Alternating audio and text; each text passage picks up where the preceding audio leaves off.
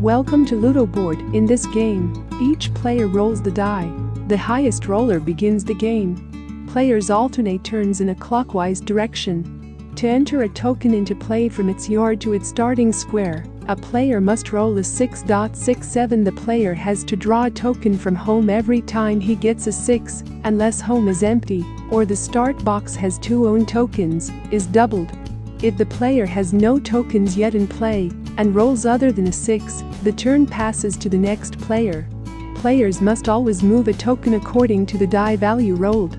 Once a player has 1 or more tokens in play, he selects a token and moves it forwards along the track the number of squares indicated by the die.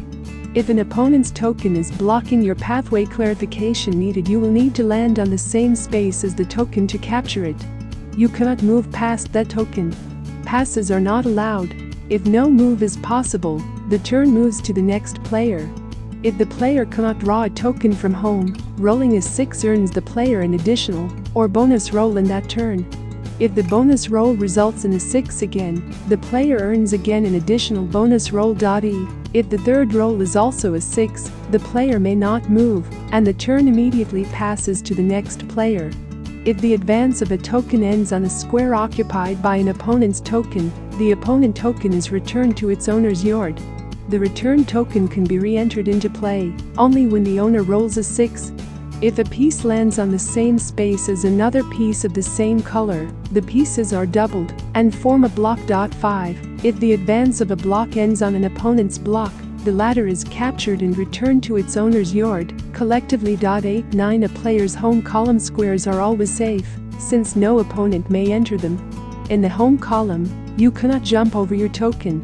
Roll the exact number needed to get each token onto the home triangle. TWO, 3, or 4 can play without partnerships. D. At the beginning of the game, each player's 4 tokens are out of play and staged in the player's yard, one of the large corner areas of the board in the player's color.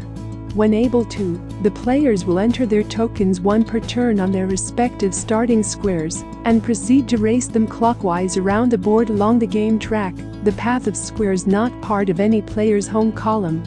When reaching the square below his home column, a player continues by moving tokens up the column to the finishing square. The rolls of a single die 6-7 control the swiftness of the tokens. An entry to the finishing square requires a precise roll from the player. The first to bring all their tokens to the finish wins the game. The others often continue to play to determine second, third, and fourth place finishers. Special areas of the Ludo board are typically colored bright yellow, green, red, and blue. Each player is assigned a color and has 4 tokens in their color.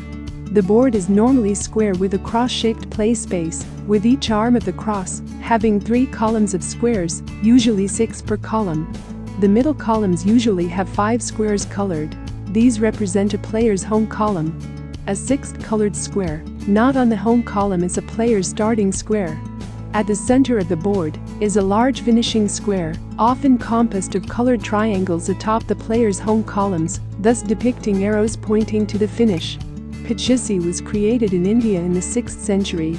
The earliest evidence of this game's evolution in India is the depiction of boards on the caves of Ellora.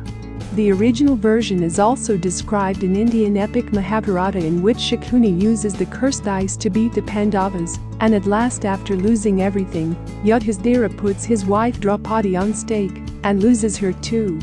However, Pandavas get all their belongings back after Draupadi vows to curse the whole Kuru lineage, but stops at the intervention of Gandhari, and seeing an opportunity to vent Draupadi's anger, Kuru king Dhritarashtra promises to give back the Pandavas all that they had lost in the game.